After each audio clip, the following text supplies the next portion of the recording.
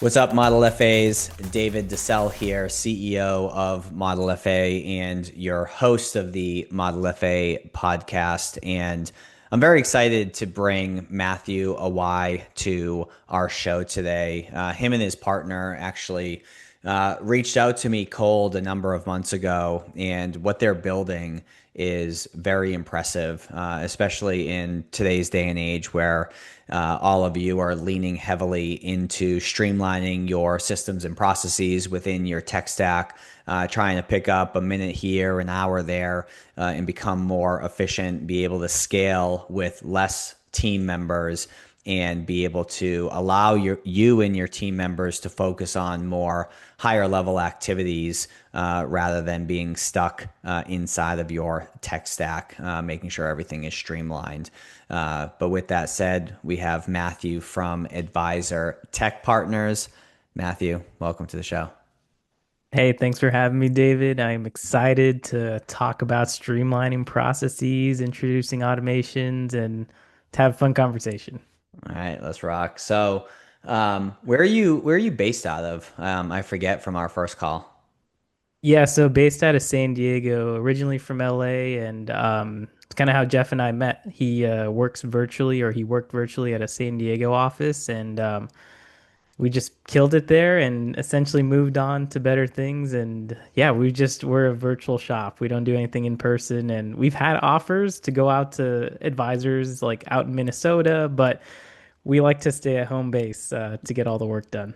I hear you. Well, for those of you who are listening today, we are recording this on a Friday.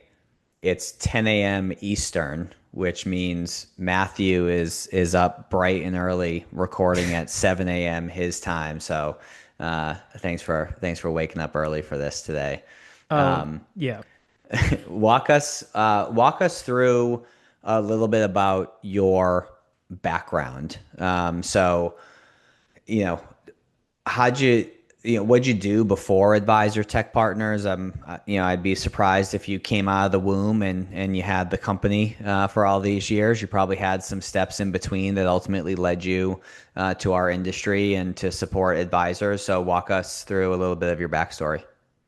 Yeah, so man, I go back to when I started out in the industry. So fresh out of college, got a operations and kind of like a planning type role. I was doing some like data input to like financial plans and supported a medium-sized broker dealer just purely with operational help and essentially had to learn 8 different advisors style of client servicing, of being able to reach out to clients, and kind of open up my eyes to see like, wow, like all financial advisors have a different way of doing things and a different style, right? With onboarding clients, with prospecting, to the way that they handle their client annual reviews. So at a point at that same firm, I got to manage about 5 other team members who also managed 8 different advisory firms. So at one point, I had access and was seeing the different ways that 40 different advisory firms were all working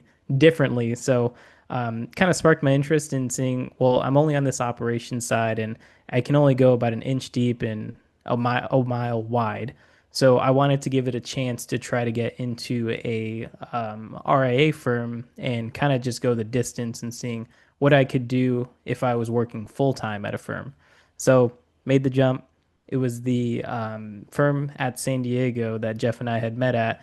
And we kind of just got paired together working on a lot of projects and initiatives that relate to the work that we do today with streamlining operations and really just building out any automations for firms that are looking to take their firm up to the next level.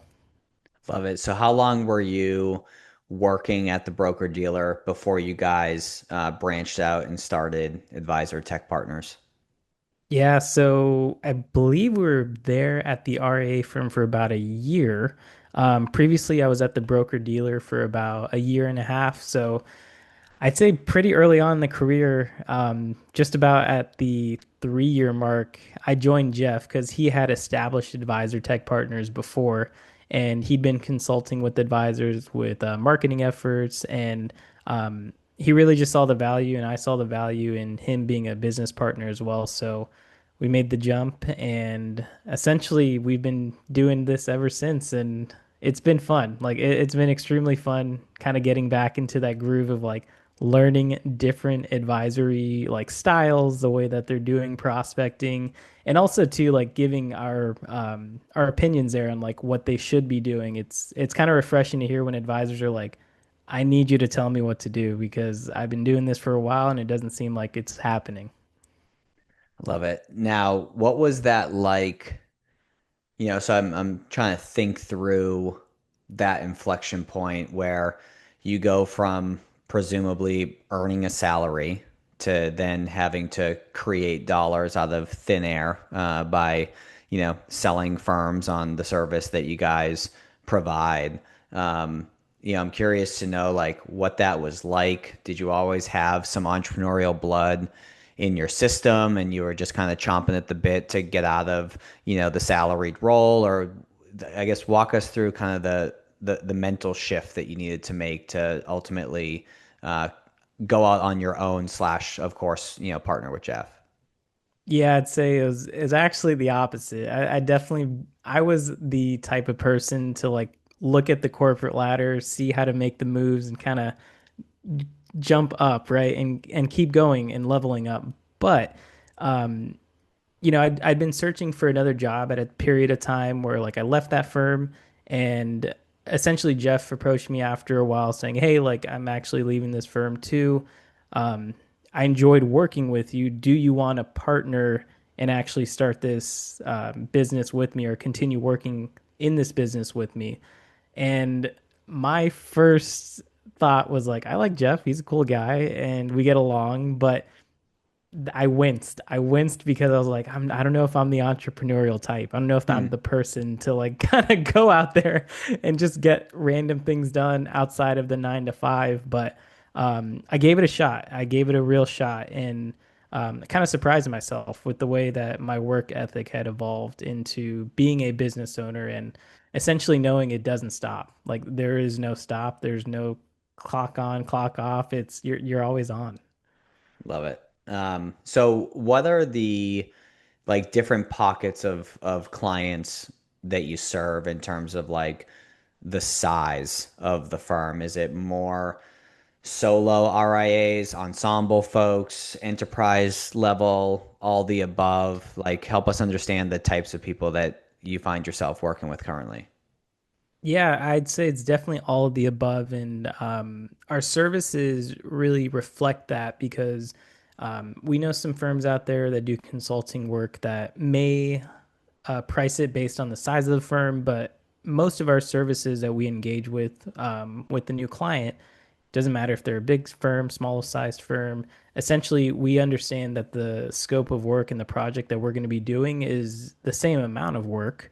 And we've done enterprise level engagements more recently where we found that the extra work that has to happen is maybe the training on doing some data cleanup or management, but outside of that, like the work itself is the same. So we work with all types of advisors, and I feel like the smaller advisors definitely get the most bang for their buck because they get the insights of what the big dogs are doing, and then we Mm, just essentially feed that to them so they can get on the right foot from, let's say, day one. gotcha. Now, what I guess help me understand when an advisor or a firm comes to you.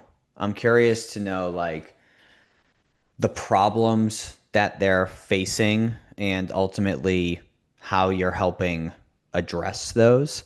Help me understand kind of some use cases. Maybe we can even go through a use case for a solo firm, a ensemble style firm, and then an enterprise level firm. So maybe let's start with the solo firm. Like, what are some of the challenges that they experience that you're helping with? Yeah, so I'd say let's start off with the solo firm there.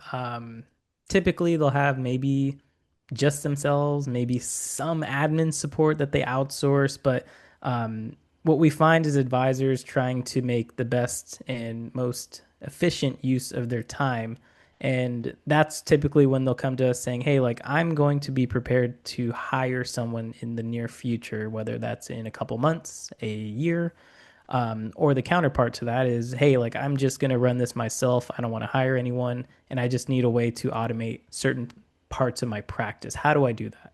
So we take the approach of trying to understand like what their processes are because most of the time what we find is advisors saying, hey, like I got my processes down, no worries. And we look at a workflow and we ask someone in the firm, like, do you know exactly what needs to be done if you follow this workflow? And they look at us and they tell us, no, like I need to ask 20 different questions so that I can get this workflow done.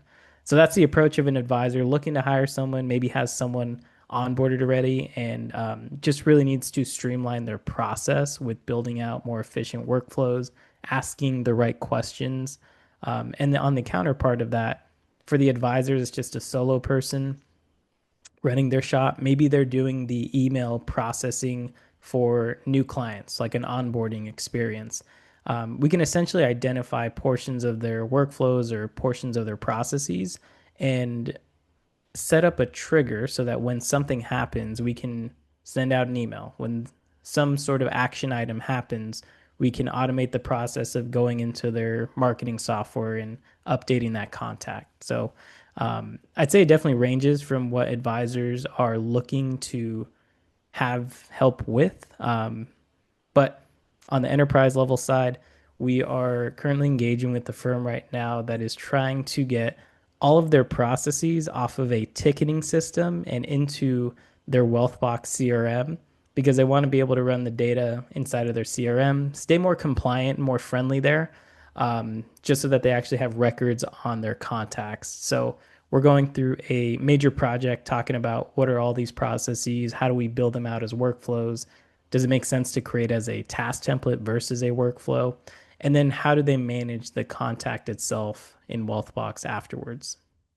So what are some examples of like, because I want to help advisors think through and hear an example of like, ooh, like I need that. I'm currently doing that manually. Like, what are some examples of some triggering events that can initiate an automated sequence for them? Yeah, so I'll give you two examples. One more so on the marketing side. So when you change a contact type inside of your CRM, so like let's say this person was a prospect, they go through your onboarding phase, and then you have a task for yourself to then update that contact to a client. Typically there's some things that have to happen after that, right? Like you send them an onboarding email just saying, hey, checking in, seeing how you're doing. Maybe there's like a 30-day follow-up email, 60-day follow-up email, 90-day. And then an additional thing or an action that can happen from that originating trigger is then updating them inside of, let's say, a marketing software like MailChimp, and you're able to change them to a client so that they get client emails and they get kicked out of like your prospecting blog or your prospecting follow-ups that you're sending out to those prospects that signed up.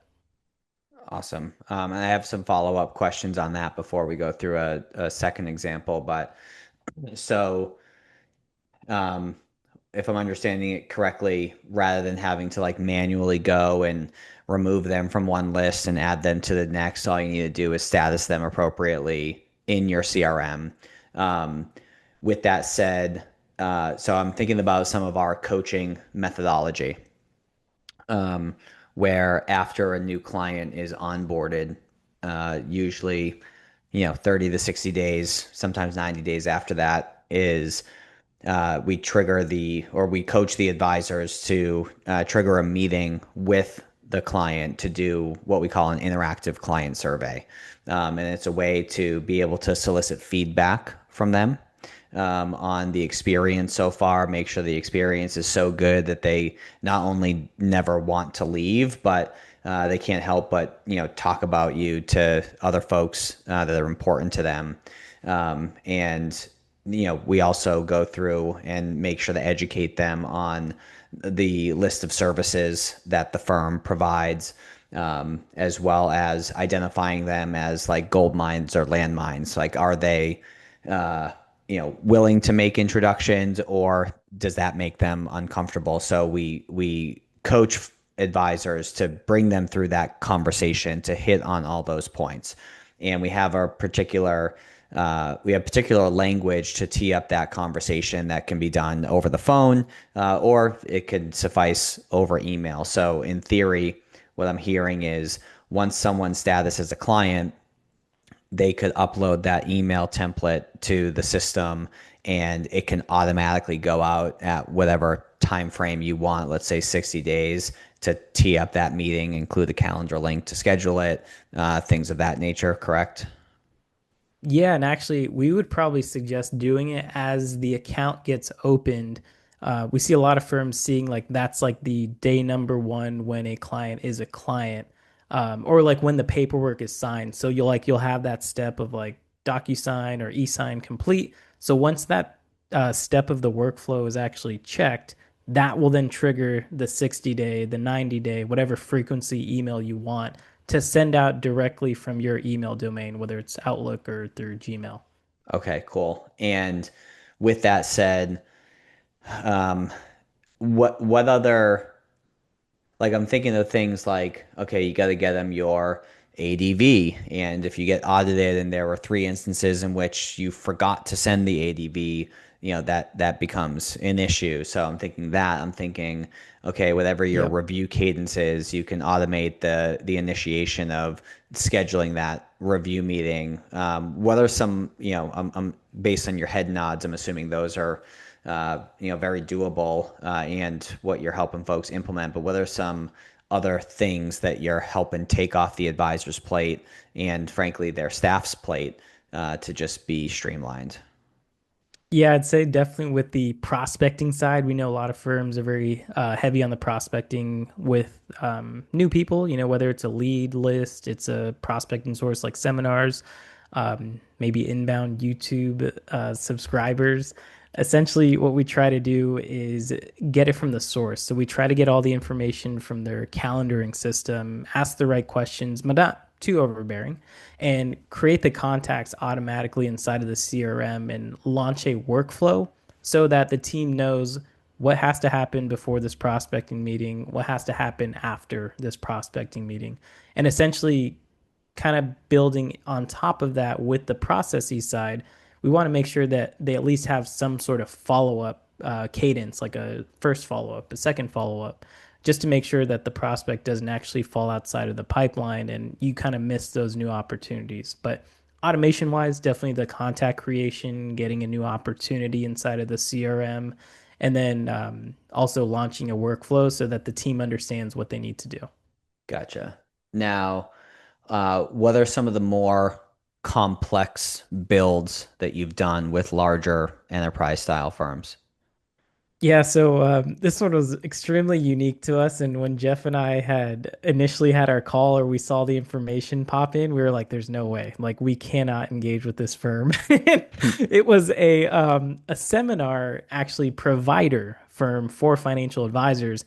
And what they were looking to do was to set up this Zapier automation to essentially catch all the information on their platform and send it directly over into the contact or excuse me the advisor's CRM system. Specifically, we help them build out like a repeatable process for any new advisor that signs up for their seminar services inside of Wealthbox so that all we really need is an API token, their login information, set up like two custom fields, and anytime someone signs up for a seminar, the contact gets created inside of their CRM. Understood. So rather than, I assume previously, the seminar company would provide them with presumably like an Excel style file in which they would either need to manually enter or at least manually upload to the CRM. That step is now totally eliminated. Exactly. Yeah, and they had a lot of feedback from advisors because they had an integration with Redtail, and they were like, "Oh, we noticed there's a lot of advisors moving over to Wealthbox recently, and they needed a solution." And again, Jeff and I thought like initially like we're not the guys to do this, but Hmm. as we had the conversation during our intro call, we were like, "Oh, this is definitely something we can help them out with." Cool. Now, a common issue that I uh, come across with advisors that serves as the bottleneck, and I want to know A, if it's possible, and B, if you guys have experience in doing it. So imagine you're meeting with a prospect and in order to turn them into a client, there needs to be a bunch of different paperwork filled out. They probably need to fill out their name 5 different times. They need to fill out their address 5 different times. And there's a lot of redundancy in filling out this paperwork to send it out and ultimately utilizing a lot of human time for, excuse my language, but like basic shit. Like it's just data entry stuff. Um, Yeah. so what's in my mind right now is having like a centralized data collection form that you can come and go from as you collect the data, where you fill out the name once, the address once, the risk tolerance once, and that form, you once you're done, you click submit, and it goes and auto populates all the different you know programs, like software programs, as well as paperwork. So it may put it inside of Riskalyze or Orion or the CRM, like all these different places, so that you're not then tasked with having to enter that data in all these separate places and ultimately manually fill out the paperwork to send. So I'm curious to know, A, is that possible? And also, have you done that yet? Yeah, so I'd say it's definitely possibility. Now trying to get all aspects, no. Right? There's always going to be one outlier program, software, form that you're not going to be able to get inside of the system. But I'd say the two advisor tech platforms that we definitely recommend are Precise FP, being a data gatherer, being like that onboarding package to then prep the DocuSigns for Schwab as a custodian. You could do risk tolerance as well, getting that information inside of the CRM. It also pushes data to your financial planning software as well. So you don't have to double entry in different places. And the other one is Quick. I don't know if you're familiar with Quick. That one's Mm-mm. a good data gathering form platform. And essentially, you're able to get the information inside of your CRM, push it to their platform, and they have like a huge library of forms where you can auto populate them from various custodians. And I believe you can upload your own forms as well, and you can set the fields so that it says this is the first name on our risk tolerance platform or our risk tolerance form or whatever form we have internally, so that when it pushes over from your CRM, it auto populates it. Gotcha. And is the current limitations based on a lack of open architecture around a particular software's API, or am I thinking about that incorrectly? A little bit. You're on the right track there. So it's more so about you can prep the forms, but you can't auto send them. So there's like a limitation there of, well, I can get all the forms filled out, but I still need to have this process of then uploading it, managing it from a different platform, versus like Precise FP is getting information. They have some limitations with other platforms in uploading your custom forms and then sending out the DocuSign or the e-sign request from their platform. Okay, so So they but both the have like these little limitations. I gotcha. But by and large, the information can be populated, but then the manual part comes from having to then, skim through it to make sure it's accurate and then click send, essentially, or am I oversimplifying that? No, yeah, that's it. Other than that, a follow-up process and a workflow for an onboarding a new client. That's really it. Gotcha. Now, what do you find? And obviously, it's situational depending on the volume of clients that someone has, the amount of systemization and automation that they're hiring you to do. But what are you finding, just loosely speaking, as a range of like time saved by doing this? Because a lot of folks, they have bottlenecks in their business from a system standpoint that then puts a governor on their ability to in turn grow the business. So even though you're quote unquote advisor tech partners, you're sort of in a roundabout way business development partners as well, because you're freeing up their time to develop more business. And I'm curious to know what you see or hear from your clients after you're done working on the project with them as to the amount of time that tends to be saved. Yeah, I'd say there's a lot of time that gets saved during I'd say like scramble period when they have like a undefined onboarding process and they have a general checklist of things that need to get done, but when they get to the final endpoint, they typically find that they didn't do a couple of things. Like you said, sending out the ADVs, making sure they're compliant, sending up the follow-up email. Um, I'll give you a hard figure here. Whenever we implement scheduling automation for firms, right off the bat, that takes about 10 hours off of an admin's plate, or essentially 10 hours of any advisor who's manually scheduling for their self per week of doing the follow-ups, of sending the initial request, of making sure they get on the calendar, of actually creating the calendar event inside of their CRM and launching the workflow. Like right off the bat or right off the rip, it's 10 hours when we talk about automating scheduling. Well, it's interesting too, because someone may hear that and be like, I'm not spending 10 hours doing that, but it's all these little micro moments throughout every single day. Never mind the mental time that you're holding on to. Okay, did John schedule? No, I have to reach back out to him. To the transitional moments before and after that particular activity. Like, it takes you 5 minutes to get back to doing whatever you were doing before. So there's a lot of slippage in their activities during the day. And when you add up the actual time of doing what you just shared, plus the slippage before and after, plus the mental time that you're spending trying to remember all this information, I can see how that can add up to quite a bit of time on a weekly basis. Yeah, I think it's just those minor distractions, right? Like you're working inside of your CRM, you're working inside of your custodial platform, you're in your financial planning software, and then you go to your emails, and then you kind of get into like a rabbit hole of like follow up email, and then you find yourself thinking like, wasn't I just updating a financial plan or wasn't I updating a contact in the CRM?